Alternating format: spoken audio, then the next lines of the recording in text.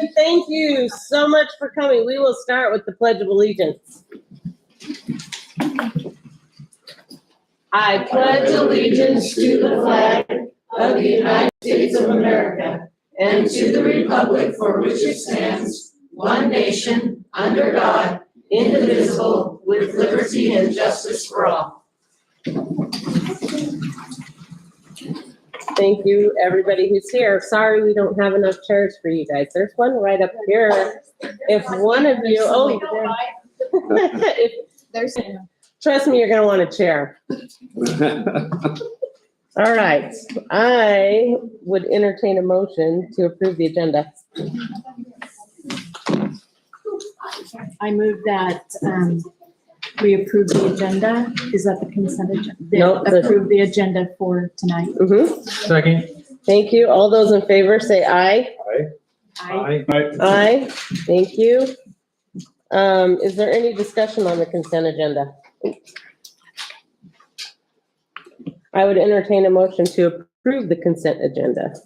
I move to approve the key consent agenda. I'll second it. Thank you. All those in favor say aye. Aye. Aye. Aye. Same. Aye. And Cindy's abstaining. Do we have any signed in visitors? Okay. Thank you. All right. With that being said, we have no signed in visitors. We will move on to discussion items. Discussion item A, the Heights Art Grant. Hey, thank you. So this is just something that we wanted, just recently found out that we received a Heights grant. The staff at Heights work to earn grants throughout the year on a number of different things.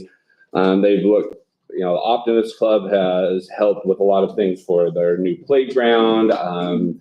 And they've done Donors Choose for robotics, but recently they received an $8,800 grant for additional art curriculum from the Harry Morrison Foundation.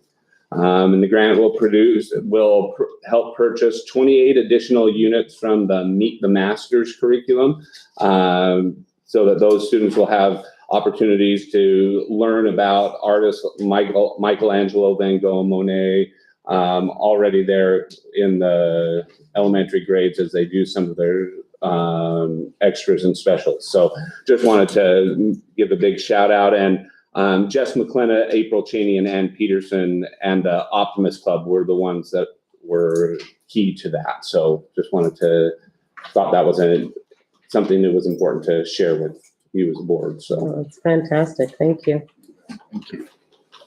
All right, let's move on to discussion item B, the FFA overnight trip request to Twin Falls. all right, so as you've looked at these are both this one and the next item, the stage production. These are regular activities that our groups go to, the Stagecraft, the FFA, for their state competitions. Stagecraft is a production, it's an overnight.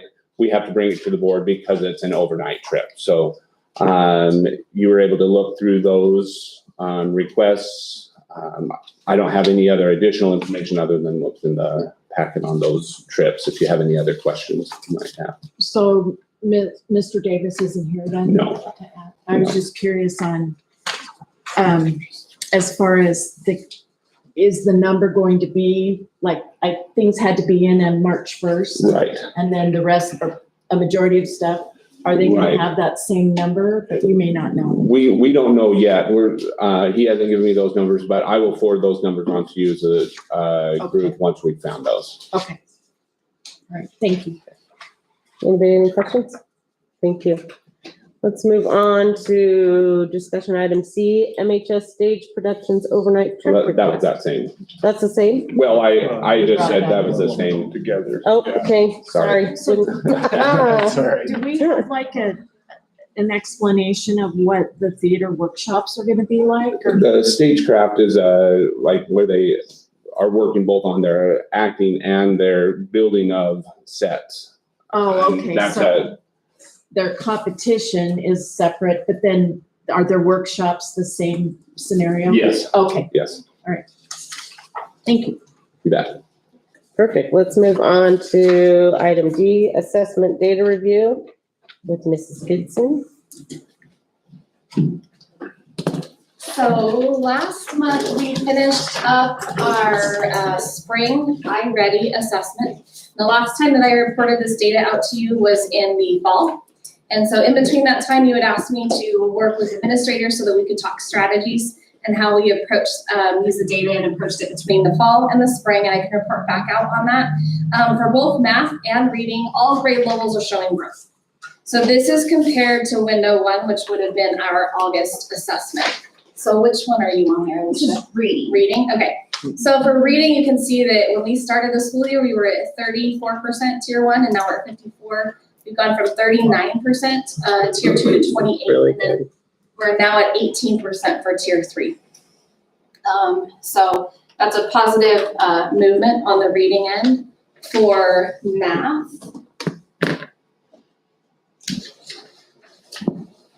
we started out at 23% proficient, and we're now at 47. 50% in tier 2.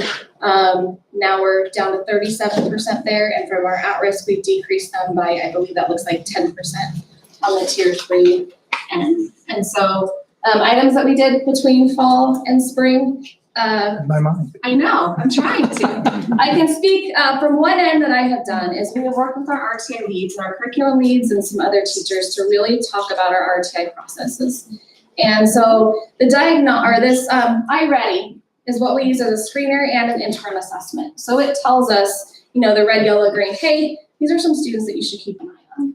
What we worked with our RTI teams to do is look at what are our tier 2 level screeners. So we have this, but how do we really diagnose the skill level that these kids are at? So we work through looking at what screeners are available to us, how we make a flow chart for it, and how we get resource banks to teachers. So that's some preliminary work that we've done, still in process. It is a huge undertaking. Sure. Do you want to talk a little bit about what RTI is, just so that we make sure that everybody's aware? Yep, so RTI is response to intervention. And so that is where, you want 80% of your kids really in that tier 1, in that green. And you'll have about, 15% of the kids, 10 to 15% in the yellow, and then anywhere between 5 and 10 in that red, in an ideal scenario. So it's how we respond. So we know a student is struggling, how do we respond? I equate it like when you go to the doctor and you get a blood test and they do the whole universal panel on you, right? And your doctor might come back and say, well, we saw something, we need to dig a little deeper here. That's exactly what we're doing with our data. But we want to make it clearer for teachers to understand the flow chart, learning progressions, and what resources they have available to them. So the iReady is the screener. That's what we Is the blood utilize test. as a screener. Yeah. Okay. Yeah. So we're looking through how do we gather more concrete data? Because what this also does is it tests a battery of skills. Some of these are skills that our teachers may not have taught in the classroom yet, but it's giving us that check-in. So we use it 2 ways, Cindy, as a screener for our students, but also as an interim to check our progress. And that's what this is? Yeah. The most recent? Yeah, this Okay. is the most recent. So in reality then, as I look at the kindergarten, there are no kids in tier Because 3? Because all they day. can't be below grade level. So that's what, when you look at the data, that red is 2 or more grade levels below. Right. So they aren't, because they're in kindergarten. Does that make sense? They're Oh, not, right. yeah, I should have known that. yeah, yes. Okay. It doesn't mean that we don't have areas that we are working on with our kindergarten Okay. students in that regard. So you're looking at the 20% Yeah. as your group that you need to be moving Yes. towards? Yeah. Okay. Yeah, and then in working with administrators on various different aspects, from looking at it from grade level groups to teacher specific groups on that end. And some have found a lot of success doing goal setting with their students ahead of the assessment. We've also talked about different strategies. We've noticed some differences for when a teacher really preps a student for the assessment and really, coaches them to do their very best. So we're working through what we can do pre-assessment. Sure. So Yeah. what, long-term, because it Yeah. clearly isn't a fix tomorrow, Yeah. right? We don't want to bake the test scores by going, okay, let's cram like we all did in Yeah. school, right? So what's the long-term goal here to make sure that this is a trend not necessarily associated with just testing? I think it comes down to very targeted interventions for our struggling learners. And being able to pinpoint the skills gap and then intervene there so that the student can be successful and move on. So that is making sure we have all of our assessments in place, like our tier 2 screeners, having progress monitoring that we can utilize to see if the student's making gains. And then teacher learning on what the learning progression looks like, not just for your grade level, but what it looks like for grade levels before you. So, to just make it clear, you do not do the RTI process or make an RTI, a response to intervention plan for all students. It's the ones that need that extra targeted Correct, yeah, skill level intervention. yes. Okay, Does that make So- sense? it makes total sense. I just am curious, the kiddos that you started at the beginning, are you seeing those interventions leading to a situation where they are making, and what do you do if on the progress monitoring if you can't see that they're making progress? We tweak an intervention. Okay. Yeah. So you're, okay. Yeah, you look at it and you say, okay, is this working or is it not working? If it's not working, we need to change something instructionally on how we intervene with that student. And that's where a bank of resources and strategies, I think will be helpful for our teachers in the long run. Okay. So you mentioned like an 80-20 type balance here. What's our goal for that? Are we 2 years out from hitting kind of the ideal, do you think? 3 years? Well, I would go back to the goals of our strategic plan and where we've set those marks at for proficiency level on that end. And how close are we right now then, based on our Closer strategic? in ELA than we are in math. Okay. Yeah, I want to say we're closer to 60% proficient in ELA and closer to the 50% mark, I think, in math. On that So based on our on our ISAT scores. our stuff that we're hunting for specifically here, how far out would you guess? Do you think we're into next year to get this leveled out, figured out better? Are we 2 years out to figure out our processes better and get something in place, or? Well, and if I can jump in on one part of this, one of these, we watch these kids by cohorts Yeah. as well. And so some cohorts are actually getting really close. Other cohorts are not. And so as those shift from grade to grade, the expectation shifts as well. And so as students move from grade to grade, there's a new expectation of what that means to be proficient. Sure. And so it's catching that up and then adding that extra bit. And so I think one of the things we've got to be, that we are trying to be aware of is we look at this and what you see reported here is all students in the whole district, right? But the teachers, when they're looking at it, they're looking at their classroom and they're looking at down to that one student that needs that extra help.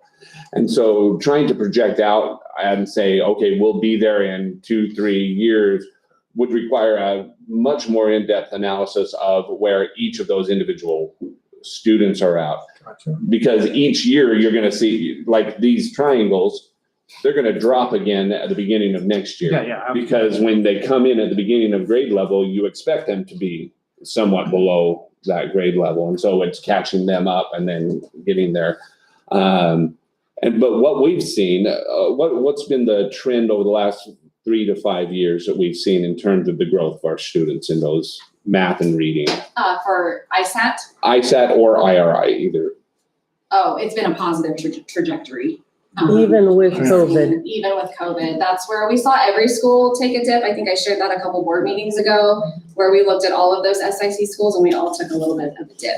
We didn't take as far of a dip and we've rebounded quicker than some schools. Okay, the reason I ask is because as we look at these and dig in deeper and get closer to analyzing this, it's going to impact budgeting and resources and figuring out who needs to go where and what groups are struggling the most so we can throw positive resources at it. And so I'm just wondering kind of, where we're looking, what does the future look like from today, and when are those milestones that we Right. hit? Right. And the milestones really are set out more at the 5-year there's not we're at, 65% in year one and 70% in year two. And it's that at the end of the 5 years, we're in that 80% range.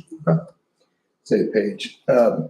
So it seems like as you get closer to the end of the school year, that the individual teacher is going to know whether a student is below grade level, especially 2 grade levels below without the test. But it seems like the test maybe help the teacher as much as anybody to see if what their curriculum is, how far into that grade level it is. Is that really a big benefit of the test, helping the teacher make sure their curriculum is grade level appropriate? Well, it's more based on standards is what I would say. So this is broken down with the standards that we have to teach. So that's what it aligns to. And then we can look at that and align it back to our curriculum and say, okay, here is where we teach it. Are we teaching it deep enough? Are we teaching it long enough? So it does help us reflect on those curricular components. Absolutely. Particularly where you have, say, 2 English teachers in one class is maybe, I guess you have results per class, so you can see how one teacher, maybe they're not as high a grade level as another class. I guess you use that as feedback with the teachers. Absolutely. And in addition, we use that as an opportunity for those teachers to collaborate. So if one teacher is finding success in a particular standard over what another teacher, then that gives us a very easy way to say, okay, teacher A, let's have you meet with teacher B. And so Paige shares that data out even more detailed with our principals so that those principals can make some of those collaborative decisions. That seems very useful then. Yeah, it's been a great tool for us to have. Cool. So, I'm going to bring up another thing in terms of with the COVID situation that we dealt with. Are we planning to have some sort of summer type program to work with kids that maybe are not that are the 2 grade levels below or are struggling with the interventions that we have provided and they're not working? we currently do have a summer school program in place. Middle school has one and high school as well. Okay, I'm talking elementary. Did we do some this last summer? I'm trying to think, we've done. Or is it after school? They use the after school program Yeah. with those students. So where is that the one that's over at the community center? No, it's Yeah. each individual. Each individual elementary Yeah, school and has so- an and it's been on after-school the- program. Are they Yeah, keeping report. data? Yeah. To know? They put them into various instructional groups in iReady so that they can watch and track their data as well as an isolated group. Okay, so that leads me to the question of transition I brought up Mhm. a while back. Yep. With knowing that you're gonna have your little 5th graders moving to 6th grade. Yep. Are we looking at a plan that So- is not just for certain individuals, but the group? Yes, so what we do on that April 14th Professional Development Day, our staff will get together and we have what we call the upper lower grade level transition conversation meetings. And so that's also where we'll do our pacing guide so that 3rd grade can talk to 4th grade and say, here's where these 3rd graders are. Here's areas that we've been really successful. Here's areas that you may find a gap. Likewise, we have 4th grade talk to 3rd grade saying, when you send us your 3rd graders, here are the things that would have been very, very helpful. Then 5th grade teachers will meet with 6th grade teachers and so on and so forth. We're wanting to add in there like our RTI transitions as well. I think counselors are gonna have conversations at those pivotal transition points, so that's really what April 14th is going to be dedicated to. And you as a board have asked me that to be a part of one of my goals for the coming year.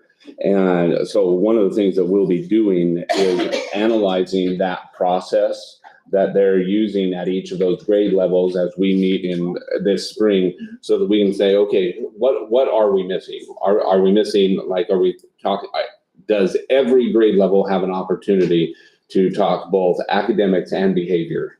Does it have an opportunity to talk about interventions? So we're going to be trying to identify where those gaps are so that then I can say, here's the spots where we need to beef up our support on those transitions so that the students have the best chance to succeed in the next level. Thank you. Anybody else? Thank you. You might as well stay there.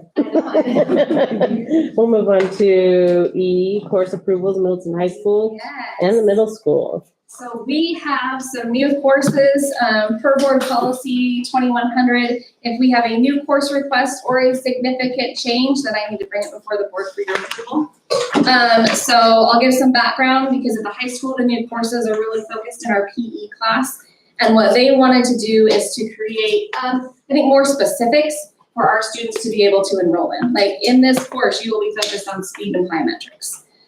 So that it wasn't just a general type PE type credit, so students would know what they're signing up for, and it adds to the diversity of what we can provide those kids as well. So they have the speed and plyometrics and the intramurals course that they would like for to have an approval for. Are there questions on the high school ones? Okay. Middle school had some significant course changes, and really what they're seeking to do is to expand what they're offering in their exploratories, knowing that we have to feed up to the high school. And so this could be a chance for kids to explore an avenue that they may not have explored yet. So one of the significant changes would be, we used to have a family, consumer science 1, 2, and 3. The food and finance would break that up a little bit. So it would be a block of food and a block of finance. And that fits within their exploratory standards for the family and consumer science course. And so it's real basic financial literacy components at a middle school level that could actually feed very well into the financial literacy pieces at the high school. Basic budgeting, basic consumer awareness pieces for those kids is what we would be looking at. So some of it might be new vocabulary to them, some of them might already know it.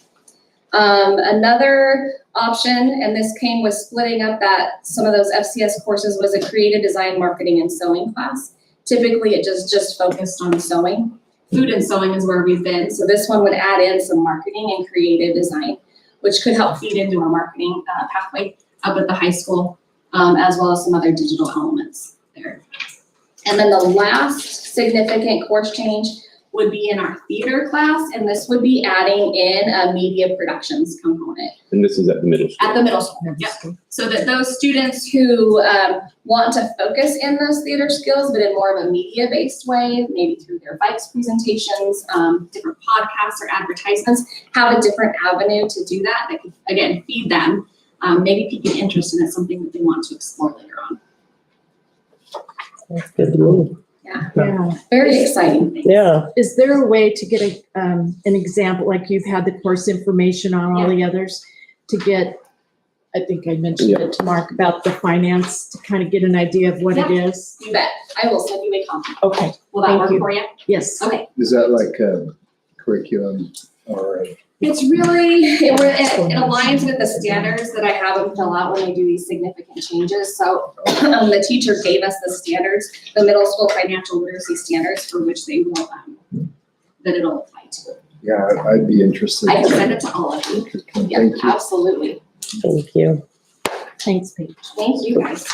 All right, let's move on to discussion item F, the community school review and planning. Dr. D. Okay, so each of you have at your station there just a little packet on the community school. If there is anybody that would like, Charlie, would you mind? We have a few copies of this. If there's folks here that would like to take a look at that while we're going through it. So the community school strategy is it's a way of approaching some of the services that we can provide for families. One of the things that we find within the school system is that a lot of time there's expectations that are brought onto the school because teachers, counselors, administrators see a need, but we're not necessarily in the best position to be able to provide that need. And so when we look at how we help families, if we see a need, it's really hard to not do something about it. And so the community school strategy is a way of taking a whole bunch of these different services that are offered both in schools and within the community and bringing them under one umbrella. There are a number of community schools throughout both the Treasure Valley and the state of Idaho. It's a national thing as well. There's all over the place, but there are 4 essential pillars on this. If you want to turn over the page there, the 4 pillars of this are the integrated support services. So what that's talking about is if let's say that a student has some needs from a social worker and some outside psychology, and then is also working with a counselor at school.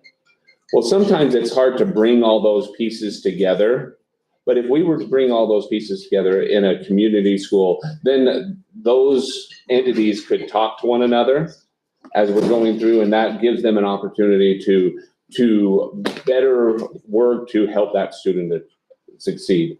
But even more, what we see is a lot of times our parents don't know about the services that are available.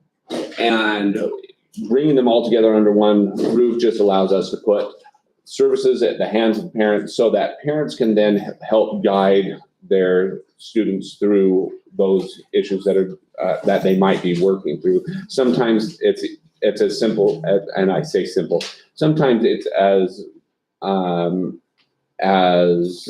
straightforward, thank you, that's a good word, straightforward as food insecurity. You know, that the student or family doesn't know where they're going to be getting their next meal. Well, oftentimes within these community schools, the local food bank, any kind of food pantry the school provides, clothing pantries, those kind of things are included within the community school. And you do it in such a way within the school setting that it can be a little bit more private. And so that's one of those things that we see that can be offered through a community school. Expanded and enriched learning time and opportunities. These are your after-school programs, combining with rec programs to provide different opportunities for students to enrich. Active family and community engagement, teaching parenting courses, providing parent resources for all kinds of different services that they might have. That's another piece to it. And then collaborative leadership and practices, and that's kind of bringing community groups together to attack different problems that we might be seeing. So if the school sees that there's a lot of students that are coming to school without coats, well, that might be just one facet of a larger problem. And bringing these groups together allows for a collaborative work between the different agencies to, as we see an issue, they might see another facet of the same issue, and then it allows them to come together to develop solutions for that. So those pillars are really what kind of bring that community school together. And then as you look at that next graphic, there's just a lot. These are just some of the different aspects that come in. So you see community engagement, family engagement, out of school time learning. So that's your after school, summertime learning opportunities, early childhood education, access to preschool education, even if they're not a part of a special education program. Basic needs, food pantries, mentoring, tutoring for students, health services, mental health services, adult education. All of these things kind of come together. Now, a lot of times they're looking at it as you say, it's coming together under one roof, under one umbrella, and a lot of times it's in one building. It kind of concentrates in one place. Marsing has a good example of this, that they were building a new school and they took one of their old parts of their school and created this community school. And that's where, that's where their food pantry was housed, and that's where social workers were housed, and that's where school psychologists were. And you just had, it kind of became that one-stop shop for the types of services that families would be needing. It doesn't have to be under one roof. It's really under one organization. And so that's what we would be looking at. And as you turn to the next, there are a number of grants to help support this and get this kind of thing off the ground. As a school district, we've already received this first grant, which is a school setup training. It's about a $10,000 grant that is provided to us as a school to provide the training. So myself, Paige Goodson, Charlie Watkins, and Glenn Croft have been participating in those trainings. Glenn was a part of setting up Marsing's community school, and so is an excellent resource for us as we start looking into that. And what this is doing is providing us with some of the parameters for setting that, what a community school might look like. Once we are complete with that training, it is kind of a key to a number of different grants that could become available. One specific is a grant that would actually pay the salary of a director of a community school. And so we could use that to assign a director to be over this and have that grant paying for that service. And it's almost every community school that gets funded by these grants has to have that kind of director position in order to make it work. And so they provide both the training and the means to get that started. And then once you get going with that, it's that director taking it and saying, what can this look like for our school district? Because our community school is going to look different than Star's community school, which I don't know that they have one, but Marsing's or whoever.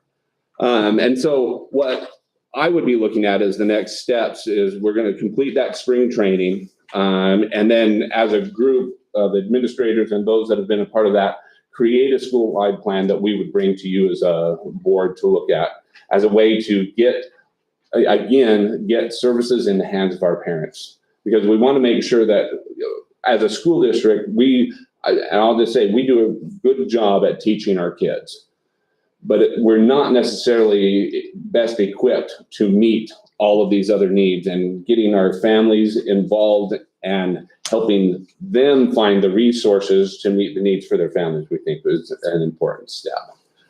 So we would do that. And then after creating that plan would be establishing a director and then letting that director move forward. So that would be my plan, is to come to you after we've completed those trainings and say, here's what our plan would look like, and is that something you as a board would support? So any questions as we dive into? Did we start in the fall? We could start as early as the fall, yes. Honestly, we could start in the summer, because a lot of these things start taking place in the summer. I like that idea too. Other questions? It sounds like this really for those areas where we aren't as strong, right? We're not a mental health facility, right? And there's still a need for those types of things in the community. We just hand it back to the parent, and here are your resources. We vetted them. They will be responsive, because I think probably the biggest struggle is people going, where do I go? And then they, well, you should try these guys, in some random place that people are throwing things at, and then they go there and there's nothing available for it. Right. And that actually what you're talking about plays right into this next item that I'll bring up. That is something that could fit right within a community school as we look at it. But before we go into that, any other questions that you had?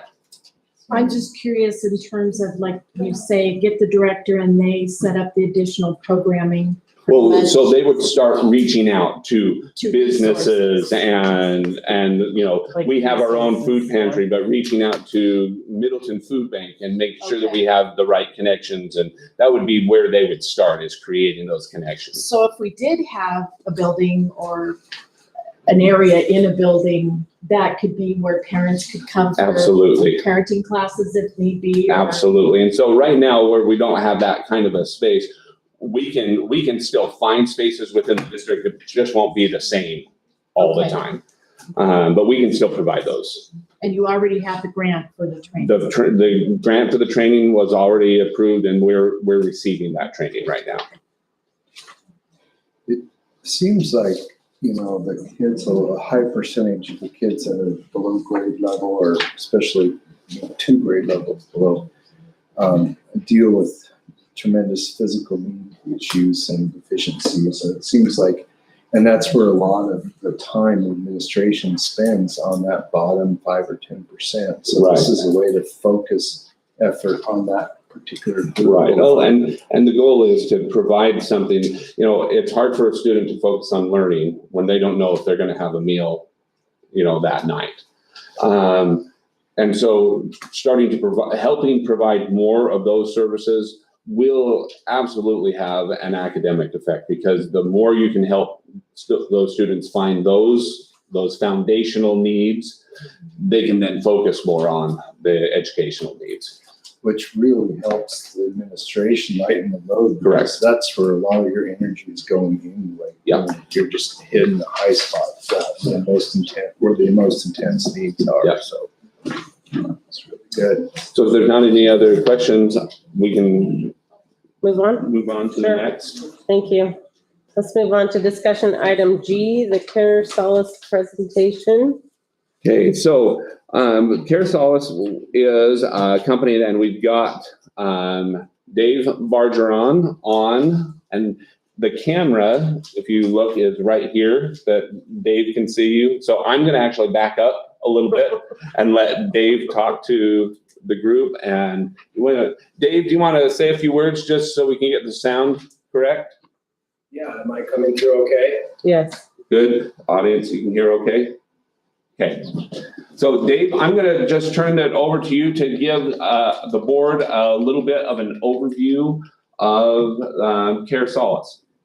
Am I able to share my screen, or just want me to kind of talk? No, you can share your screen. Okay, perfect.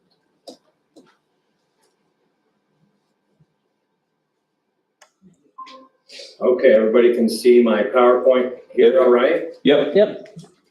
Okay, perfect. As was stated, my name is Dave Bargeron. I want to thank the board and Superintendent Gee, Ms. Watkins, and everyone in attendance. Thank you for allowing me to share more about Care Solace. And as you see here on our tagline, this is really what we're trying to do, is help kind of calm the chaos of mental health care. And whenever I talk to school districts, I like to share that, you know, one of the issues families face when they're trying to find access to mental health services or substance use services is that there's just a lot of red tape for them to go through. There's not a lot of clarity. There's not a lot of transparent answers as families try to go through this process, and they end up with what people say is they end up falling off. So they never end up getting help.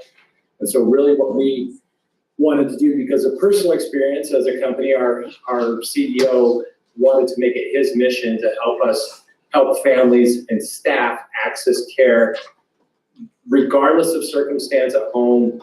We wanted to make this an approach across the board where we're helping the entire school community. So students, staff, families of staff, everyone's welcome to use the service within the district. And so that's really our goal, is just help people connect and cut through some of that red tape. So what does this look like?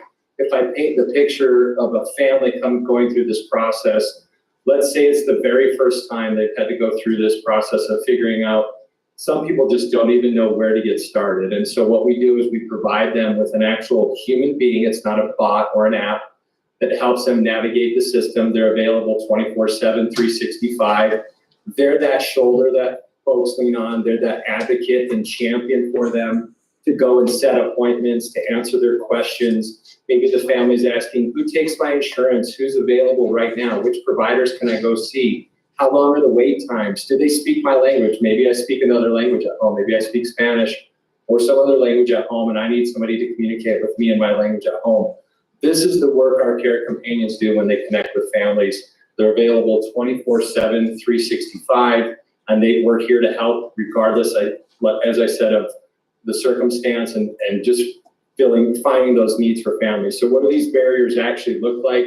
I mentioned a few at the top of the list: navigating insurance, wait lists, provider capacity, and still at the heart of everything we're doing is trying to overcome that social stigma that exists out there when people need help.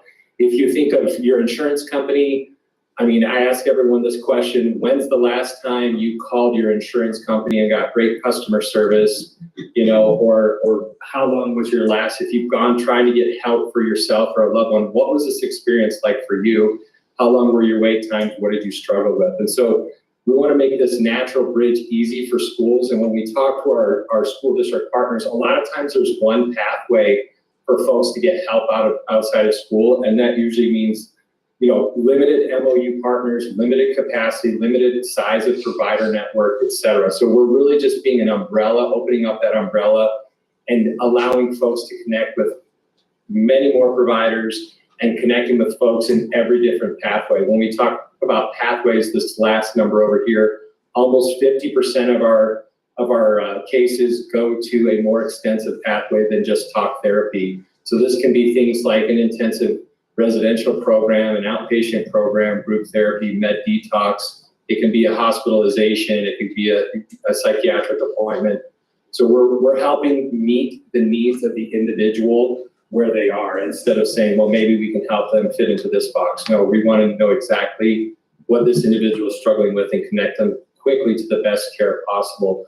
On average out there, you're looking at anywhere between 3 weeks and 3 months for families to connect with care, depending on the pathway. And we've been able to narrow that down to actually seeing a provider in less than 2 weeks. So that's really what we're here to do. So what does this look like, again, for a family? If they're doing this work and this heavy lift on their own, not only are they dealing with the existing mental health situation, but now they've got to make all these phone calls between their insurance and providers. On average, it's about 60 phone calls for families to get connected with care. As I mentioned, this becomes tedious because there's, you know, you're playing phone tag, you're not getting your questions answered, you might not know which question answered, and just over 80% of those families, like I said, fall off. They give up on actually getting care. But when they're paired with one of our care companions, their connection rate increases by nearly 200% to actually get into care with a provider out there. So we want to help those families whenever possible get connected with care. And just like your families, you know, are living life and they're working and they have other kids and other responsibilities in the home, so do staff. And, you know, staff are focused on things like scheduling and attendance and discipline. And when they want to go out and make those referrals in the community, there's really no job capacity within their ability to go and call insurance providers and call insurance and providers and get these families connected. So that's where we really help pick this up. We break this down in kind of 3 different groups. One is like the warm handoff that we handle the district staff. So this would be like your school counselors, your school social workers, your school psychologists, maybe even nurses can do a referral into the system. So there's a process for that to happen within the school. Families can reach out through a portal. It doesn't require a login. They can just connect with a care companion one-on-one and do everything anonymously and confidentially. Or they can actually reach out and talk to a care companion directly before they even get started so they can get some help along the way.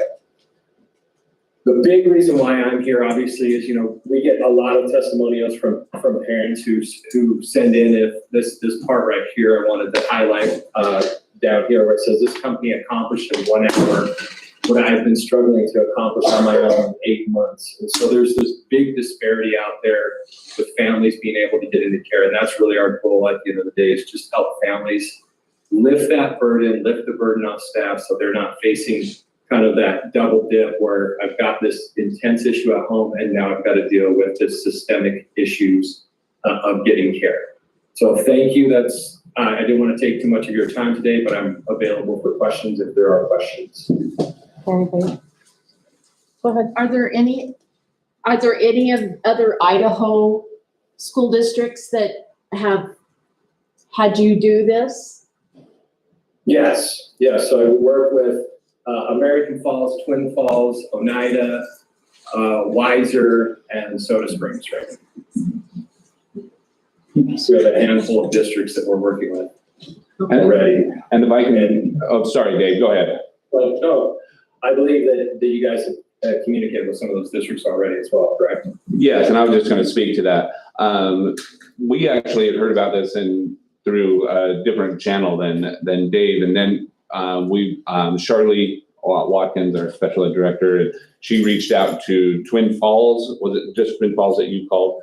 And I had reached out to American Falls superintendent asking how they had, what kind of service they'd seen and what the experience they'd had. And it was very positive, which prompted us to reach out to Dave and ask some questions about how that works and how it might fit within our district. So that was kind of the guide to get us into this in the first place.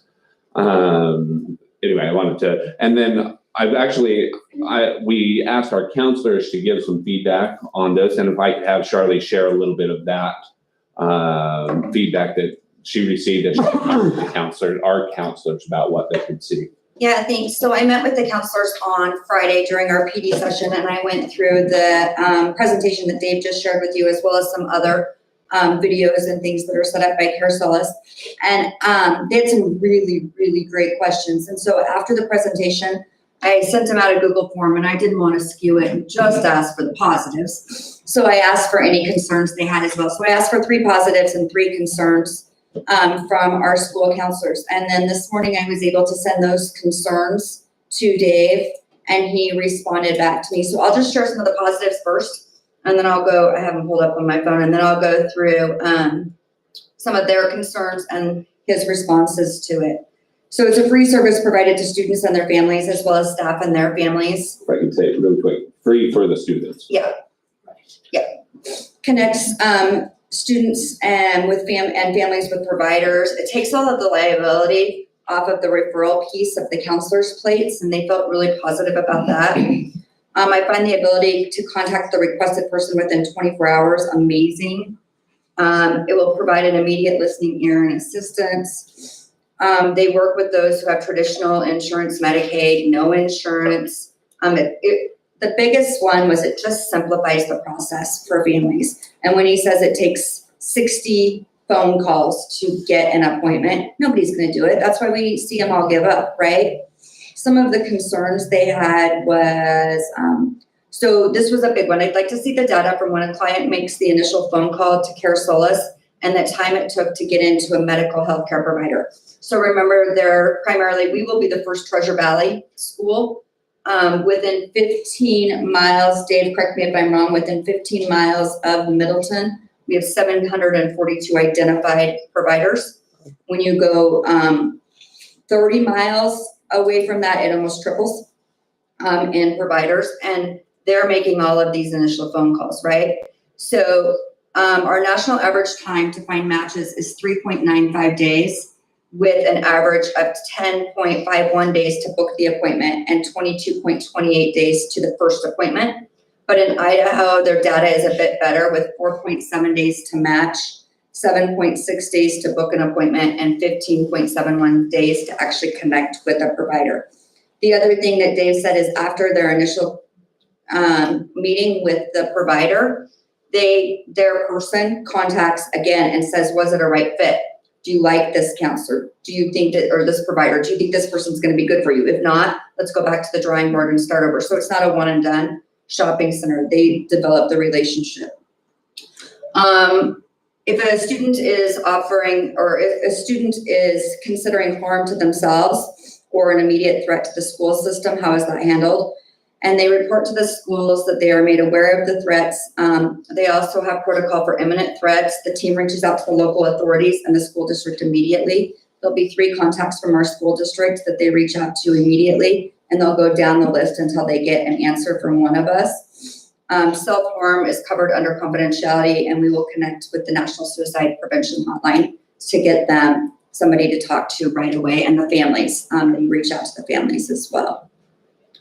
And then there are no hidden costs to families. If a family has insurance and copay, costs are handled with the provider and the insurance. And if they don't, then they look for free or sliding scale clinics to help. So those were kind of just some of the overall takeaways from the counselor. And I appreciate, Dave, you getting those answers to us right away today. Thanks, Charlie. Thank you. Thank So, you. just real quick, on average, what, like, And then I don't care who answers this, really, how long do you think it takes, like, how many hours does it consume of a counselor's job to do all the stuff that these guys are doing per incident? Charlie, do you have that? Just a guess. Dave, you probably have a better idea. I mean, for knowing that you're gonna contact probably at least 12 different facilities, our counselors don't have the capacity to do that on top of the academic component that we're asking them and the immediate social emotional pieces we want them feeling. Dave, do you have a better? Yeah, so on average, when our care companions, so these numbers are pulled too from our care companions, they do on average 66-minute phone calls per person whenever we have a new case. That's an average. So you can see if a counselor has 3 kids show up that need help, they're all of a sudden, well, first off, it's usually not in their job description to make those phone calls to insurance and providers. So there is an identified gap there that counselors aren't filling. But if they were, all of a sudden, they're gonna have 180 phone calls to make. They're 6 minutes long each. So you're gonna see that's gonna add up to a lot of time, either for the family to make those calls or the school counselor. So we're literally lifting that burden off the plate of families and school staff to say, hey, this work really isn't being done. It's an identified gap. If you were, it'd be a huge burden. So let us just lift the burden for you and we'll just make those calls. We'll set the appointments. We'll do the follow-up. We'll make sure we're holding your hand throughout the process. And what percent of the counseling sessions that our various school counselors deal with are covered by this versus just academic counseling? Is it? Well, I think the any data we got would be a little bit skewed because a lot of our students know that for many of our counselors, they're not licensed therapists or anything like that. So if they have the question, they're not necessarily going to the counselor. But what you see is as the grade level gets higher, the number of students increases. Yeah. And so at our high school especially, we have a really large amount of students that, and I say a really large, I have not quantified that number, but our counselors would say daily they are getting requests for help with students that have anxiety, students with depression, maybe not daily with suicidal thoughts and ideation, but certainly on a regular basis. And so it's something that is a continual thing that our counselors face. It's probably safe to say that something like this could free up one person's whole year, or the equivalent of one person. I would say so easily. And 2 other pieces, if I may, really quick. They vet all of the counseling clinics. So they check all of their licenses that's current, that they don't have anything outstanding against them, any complaints or charges or allegations. The other piece is when the kids, sometimes when they go out to the counseling services, they're missing a lot of school. We can provide teletherapy through some of the agencies that he has within our own school system. So they can go down to a room in the counseling office where they just log in. They can have different periods every week so that they're not missing the same class. So it takes out that component as well. Where does that funding come from? It would just come from our general fund to pay for this. That's a big reason why we're presenting to the board. I had one quick question for Dave. Statistically, for students in the state of Idaho, what percentage of them don't have any health insurance or insurance of any kind you find? And then what do you do for those students that have no insurance? I actually heard this question in the audience, by the way. It's a good question. Yeah, so I don't have the statistics on who does and percentage-wise, like who's on Medicaid, but just to kind of clear up the insurance question, if you have a private PPO HMO, you'll be covered. We'll find someone who can help you out. If you're on Medicaid, we'll do the same thing. So if you have students on Medicaid that are getting referred, we can help out there too. If we have self-pay or no insurance, we'll help out. So there's just a national scale that puts people on a sliding scale. So the low end on that sliding scale for mental health services is $5 per visit. And so if that care companion talks to the family, says, hey, we just don't have insurance, they can put them on that sliding scale plan, and then they will do the work to match with a provider that will accept that sliding scale. Thank you. And if I could jump in really quick, the first year that we would of our work with this, if the board chose to accept it, we would actually use ESSER dollars. It fits within the ESSER. So that would be that first year, but after that would be the general fund. So if we see that we're not serving or aren't getting a lot of students that call in or parents, you can look at it and say, well, it wasn't something that worked for us and not be tied by a contract of some Well, sort. there would be a contract for a year, but then But after that, a yes. year. Okay, When I spoke to Twin Falls, Cindy, within, so they started in January, and I think they were 2.5 weeks in when I started, and they already had 75 self-referrals within that 2.5 weeks. So the parents went onto the website and they clicked this link and they self-referred either their children or themselves or someone in the family. And that was 75 within, let's just say 3 weeks. When are you looking to put this in place? We could start putting this in place here in this spring, like April, May.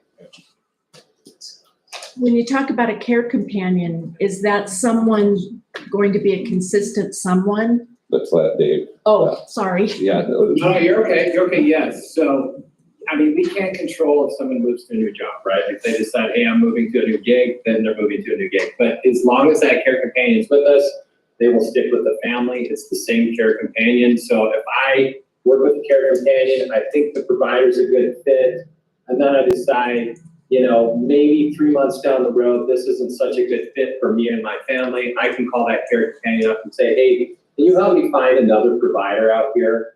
I just am not getting the help I need. It's not what we thought. Oh, okay. And Dave, is the cost, or Superintendent Key, is the cost based on a flat rate, or is it based on a number of referrals? Is there? I'll let Dave talk to that. Yeah, it's a flat fee. So it's a flat fee for your district. Is that based on the size of our district then? Yeah, so every district is just based on your student enrollment. Okay. So it's a cost. And Dave, it's $4. $4. It's $4 per student per year. So our goal was, I think you guys have around 4,300. So if you do the math, I always like to make value important. So if you do the math on that, it's right around $17,000, which is way less than anything you'd be able to find, like a group or an individual willing to do this work that way. So we want to make it cost affordable and give you a really big network to work. And that covers staff families and students' families and siblings. I'm sorry, say that again. It covers staff's family, students' families, and their siblings, even if they're not students of ours. Oh, so this is available to staff Yes, as well? yep, and yep. Seems very cost Mhm. effective. Any other questions? Thank you, Charlotte. Thank you, Yes. Dave. Thank you. Appreciate Thank it. you. Dave, I appreciate you taking the time with us tonight. Oh, yeah, it was great meeting you all. I will just put this as a note. I just talked to Oneida today. They just partnered with us. So I was talking to Superintendent Abrams, and he's been through some of this stuff in his district, and he's already said, since the pandemic, a day hasn't gone by when a student hasn't come to one of our counselors to say they're thinking about harming themselves or taking their own life. And so I know that this pressure is real out there, and at the end of the day, I've been through this with my own daughter. I just want to help every family avoid those feelings of confusion and stress and just, every negative emotion you feel when your kid goes there. It's, I just want to help relieve that from families. So that's really what's driving me to be here today. Thank you. Thank you very much. Yeah, I'll talk to you later. Thank you. Mhm. Let's go ahead and end that. I'm just wondering about, I didn't get a chance. Yeah, end the call for it. Did you get a chance to read all this? Which one? The dual? Oh, No. Of this? yes. Okay.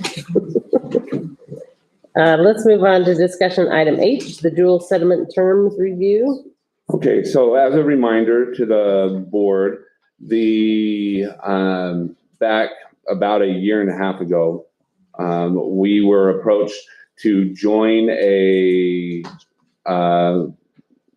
large lawsuit against Juul as a vaping company because they were specifically targeting student age when they knew that that was not, the age that they should be participating in that. So we went ahead and partnered with hundreds of other schools across the country in that lawsuit. It was led by France Law Group. The law group here in Idaho that was kind of the liaison was Anderson, Julian, and Hull, which is our attorneys as well. And as a result, they filed lawsuits against both Juul and Altria. Altria is the Philip Morris branch for the vaping product. To this point, Juul has settled with the attorneys on that, and it has come out as a monetary gain for all of the schools that were a part of that lawsuit. So for our school district is eligible to receive a gross offer of $67,275 for its portion of the settlement with Juul Labs. That includes attorney's fees, case costs, and court-ordered common benefit, which we anticipate will be anywhere from 18 to 20% of that 67. So we're really looking more like 50, around the 50,000 mark for how much we would receive and that would be paid out in 3 different installments, but it would be for use for us as a school district. We can buy vape detectors that place in the schools. You can do it for training for administrators, training for students, assemblies for students, a number of different ways that we can provide that. And so as a board, you have a decision to accept or not accept. If we choose not to accept, The money will go somewhere else. it will be split up amongst the other. We would have to basically join whoever decided not to in trying to get more, or But we would have to find our own attorneys to make that happen. That would cost more. So that's where we're at with this one. The case against Altria is still ongoing. They have not settled. And so there is a possible additional settlement that could come at the end of that court battle as well. So any questions on that one? Really good. Okay, perfect. All right, let's move on to discussion item I, additional portable classroom purchase request. Okay, so in December, you as a board approved to purchase 4 portables. You approved an amount that would allow us to get up to 4 portables. And we have ordered those portables. They're on their way. They're scheduled to be installed in the summer. And as we have looked at our numbers as they've been increasing still throughout the year, we had made plans with the ESSER dollars to make an additional purchase next year of additional portables. And what I am requesting is that we move one of those portables up to this year to order. We can still get it on the same schedule as the others to come and be installed in the summer. But what we're finding is just the growth is still coming. And what we look at is where we're looking at placing these is 2 of the portables that would come in we place at Heights to meet the needs that they're facing. They're filled to 2 portables, so 4 classrooms. Okay. At the middle school, we would place 1 portable with 2 classrooms, and currently we have the instructional specialists and several offices there in the middle school that are being used. We would move those offices into the portable so that students could remain in the building. So it would be freeing up 2 classrooms plus some offices for the middle school, which is starting to, we're starting to run out of space. And then the others, we had 1 already planning to go to Mill Creek. We put 2 in at Mill Creek. We needed 1 more already for Mill Creek for their special education programs, which still don't have a specific classroom. We want to make sure they have a classroom space. But Mill Creek is still seeing increases weekly of people that have moved in. And based on the projections that Mrs. Holman is looking at, she anticipates that if we don't want to go back to the library and teachers lounge again, that we would need One more. some addition, those 2 additional classrooms. So, okay, if you're asking for another one. Yes. Over there for the special ed, where are they at now?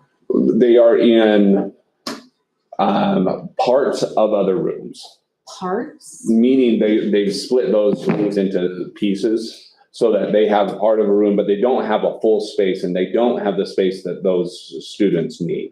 Okay. And so we feel like we need to get them a very specific space. And that one, we would actually locate not where these others are at, but right next to the building. So it's very quick access into the building for any of the needs that they have. The other portable, we actually would be starting out to the east of where those current portables are now in the parking area. And that closed portable, we're gonna put plumbing in, right? Yes, and the one for the special ed students would have plumbing. Yes. So cost-wise, I mean, obviously lumber prices have come down, stuff like that. I mean, have you checked to see where we are cost-wise versus what we paid for the previous building? Have they given any indication of a price reduction? There is some price reduction. It actually is very similar to what we. We should buy one, get one free. Come on. I know, right? Be nice. They're pretty much the same cost. It's just minimal increase in the construction of them. And these are coming brand new right out of the. Right. So, Make them an offer saying, no, they need to be You're right, no, I just. priced out. We'll stick you on them down. And they should be cheaper. Right, but Building those suckers. Should. Basically, you're just asking. For one more, because we had What's the 4, cost? 250,000. So, but the one more will have plumbing. Well, we had one of them that was already coming. We're having with plumbing anyway. Okay. So one of the 4 that we've got is coming with plumbing, and that's the one that we'll use for those special ed students at Mill Creek. So basically, of the 4 we got, we only have 2, No, or we got all 4. we're getting all. We're getting Getting all all 4 4. this summer. Okay, We just want to add one more in I get there. it. Yep, so Alright. we would have 5 total for this summer. Need 'em. Any questions on that? Mm-mm. Okay. Thank you. That means growth is going to be faster. Yeah. Yes. Yes. Unfortunately, yes. can we get an idea of how many more kids? Yes, I will put a report together for the board for next meeting. Okay, that'd be great, thank you. Perfect. All right, let's move on to discussion item J, Heights Elementary roof bid process review. Yeah, 1 second, let's make a You're fine. note here. You'd think there'd be a slowdown in growth if houses aren't selling as fast, but Oh, I think some of them were pre-sold, so. And sometimes it's a family that moves into an existing home that the existing home didn't have students, but the family moving in does. Mhm. Those kind of adjustments change. At Heights, so as we had talked through prior when we were looking at the bond, there were a number of things at Heights that needed to be addressed. We identified in working with both engineers and our maintenance department that the roofing at Heights was the first of those priorities that we needed to address. And so we've worked with Design West to put together what those needs would be. And I shared those with you in that packet, but essentially what we'd like to, the board to be aware of and ask any questions that you might have is we're getting ready to go out to bid for these, for the work to be done on the roof at Heights. The work would be scheduled to be done during the summer, and the Design West designed the building originally, so they had some expertise in what needed to be done, and they had more expertise on how to put that bid package together than any of us here in our office did. And so we asked them to help us put that together, and that's what you're seeing is what they would do for us, what they're doing for us to create those bids. What are they, I mean, there's a bunch of per hour things and I didn't get a chance to dig. Do they have, are they looking at but I mean, there's the 42 grand to, This is, Sorry. to put this all together, yes. right. And then we've got, are these additional or is this the breakdown of where that 42K is coming from? That's the breakdown. Okay, so there's expectations based on that of how long it's Yes. taking for each. I need to become a cleric. Yeah. Right. Nice money. And do they have, like, as they put this out, is this just like a thermoplastic membrane to be 80 mil? It's pretty generic. There's a lot of manufacturers, a lot of specs within that. Are they people coming to them with, here's the product I would put in, or are Yes. they specing the product? Well, they'd be coming to them with a product that met any specifications they put into the RFP. So this just isn't a replacement of the roofing material. Yes. It's like rebuilding the whole top, like the whole roofing structure. Is it talking electrical engineers, mechanical? Well, and there are pieces to that have to be, that as they pull those pieces out, that they have to be able to make sure that they're integrated into that roofing membrane so that it still will continue to function appropriately. Do we have measurements on each of those as far as square footage or squares on each of those? We do, I could give you, I don't have that. I'm with just me. interested because that's Yes. my background. So I'm like super interested in this and finding. Yeah, I can get you those specs. We have a building meeting Wednesday night too. We can go over stuff. What's the NDL? No dollar limit. In other words, if it falls apart in 20 years, then they have to cover it and come back. Okay, thank you. We good? It sounds like the Question? original roof design was kind of defective there. A little bit, Yeah.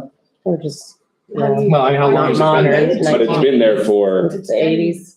80, so it's been 30 Yeah, I mean, that's- years, so. I think you're looking at really a life expectation of 25 to 30 years on any roof system, regardless of whether or not they claim it to be lifetime, short of a This is steel flat. roof. So Yeah. that's, I'm just, yeah, this is interesting to see what other stuff is in there. I mean, I'm a little, This is not. Well, and the bid process, the bids will come to you as a board to make a determination on those. The Have they- bids on all these Yes, they'll come in, individual, yeah, well, no, the bid for the full project. So this is them putting together what that bid has to be. They're Okay, acting as so- a general. They're a general contractor is what they're So acting this is as. the Yeah. contract service Yes, that we're looking at now. that you're looking at now. What you as a board will make a decision on will be those actual bids as they come in. From the. So we are gonna have. have they climbed on the roof yet? Yes, yeah, they've been up there. And is this also, we've seen some installation, but, like, do we have rooftop, I don't know, do we have rooftop air conditioning systems Yes. and stuff, so that we're gonna have to have Yeah, that that's- roof lifted off? Right, that's part of the, that's all- part of the whole thing. Yep. Yeah. We can talk about more details. Are we good? Yep.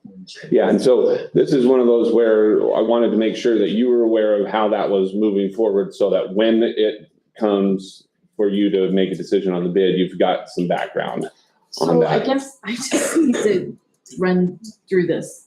42 some thousand Mhm. for this contract. To be the general contractor for the project And and create the bid package and everything that needs to go out to. I guess I don't know everything that you They read the specs on what kind of product, they're supposed to know what's mushed up, and it's not No, You don't cheap, think it's a but lot? not even close. But, if they were just acting as a general, they would still be taking a portion of it anyways. And so I'm guessing that, I mean, I would look for, if I'm paying up front, some sort of pass through and not some outrageous fee off the top of Right. whatever we're accepting as a bid. Right. They're handling all the engineering, they're handling all the specs, everything from even bonding and everything that has to do with all the subcontractors that are gonna put together the bids, Okay, everything else, so. It's a lot, but it's not crazy. Yeah. okay. And it's not something that any of us within the school district as employees have this ability to do. I guess I'll be okay. Yeah, it's not, not totally out of line. And compared to building the elementary school, it's a very, very small. Right. You kind of need a roof. All right, let's move on to discussion item K. Surplus items. Okay, yeah, go ahead. Yeah, please. You can sit right there. Thank you. I think. Our family and consumer science instructor up at the high school applied for a grant through the Idaho CTE program, and she received it to replace various small equipment items for her program, but also the 6 stoves that are currently in that program. So we currently have 3 gas and 3 electric. They should be here April 1st for install, but she would like to sell the old ones. So we're thinking they're probably worth maybe $300 each. And she would like to use the proceeds to put back into her program. So we just need the trustees to declare the surplus and it's okay. Use the proceeds. Any questions? How are you gonna advertise selling? Not really certain just yet. We can advertise in the newspaper, we can advertise on the marketplace, and we can also do eBay. There you go. Thank you. Thank you. Thanks. Thank you. True, let them kids go. So we're almost done. We just gotta go through all the motions. Okay. What do you think? Shouldn't feel that way. Yeah. Jake wants him to fill our game. Let's move on to policy review. Let's go with policies. Let's go with A. Okay, so policy 3068 is a school wellness policy. Barbara Baumgartner was going to be here tonight to talk through this, but had some family health issues that needed to be taken care of. So she wasn't able to come. This is just a first reading. We would be going through 3 readings. It's a regular update. We have to update these every 5 years, the wellness program. And her program is up for review this summer, needing to get this in place. So if we can start into this, if you have any specific questions you'd like me to take to Barbara between now and next reading, I can take those notes now. Otherwise, we'll be back and she'll go through some of the more detailed pieces during the second reading. Any Okay, questions? because I have questions, but I can ask you next. Yeah, meeting. you can ask next Okay. meeting. Okay, All right. The most efficient way to do it. yeah. Thank you. Let's, So that one would need to be moved to a second. so let's do that. I would entertain a I motion to think move we that should. to a second. I move that we, No, you think we should, but you gotta do it. Make sure you read the policy number I when you say move it. that we move this policy reading to a second reading, and it's policy 3068, Yes. school wellness. I second that. Thank you. All those in favor say aye. Aye. All right. Aye. All right, let's move on to B. Okay, so the next policy is policy 3281. And this is a policy that has, as it was employed in the district, we really have not followed along with how that was laid out. It's a policy that has a number of issues within it. This is the gender equity and sexual orientation policy. And within that, there's several different aspects that include places where parents would not be a part of discussions. There's areas in there where employees are receiving penalties for things that can be really unfairly placed upon them. It has a lot of issues with it as we go through. And so my recommendation, and this is something that the state legislature is dealing with in several different laws that they're looking at right now. My recommendation to the board is that we drop this policy from our policy handbook and then wait for those legislative actions to take place so that we put something in place. I think it's important for you as a board to know that as students come forward to us, to a school administrator with a request for any kind of accommodations, regardless of, this could be all kinds of things. When they come to us, an administrator for an accommodation, that administrator and the way that we've talked and asked them to handle those is they're going to look at that accommodation and ask and find a way to make that accommodation, as long as that accommodation does not infringe upon the rights of all the other students in the school. And the principals try to use that as kind of their guidepost. We're going to do everything we can to help any student, regardless of the issues that they're facing, as long as the solution to that issue doesn't have an impact on the rights of other students within the school. And that's how we've been handling that, but that doesn't fit the way that this policy is written. And that's why I would recommend that policy be dropped, so that we can then take state legislatures' changes and make something that fits with how we're handling that within our community and meet up with the new state laws. Any questions? That sounds good. Sounds I very agree. good. Thank you. Okay, so that would need a Motion. motion to remove it from the school policy. I I'll would, make a motion that we remove policy number 3281 from our curriculum. Second. thank you. All those in favor say aye. Aye. Aye. Aye. All right, Did Jake second? Yeah. Yeah. No, I'm No, it was sorry. Jay. It was not. it was Jay. Jay, okay. Very close. All right, Yeah. we're on the back page. I would entertain a motion to approve or deny the FFA trip.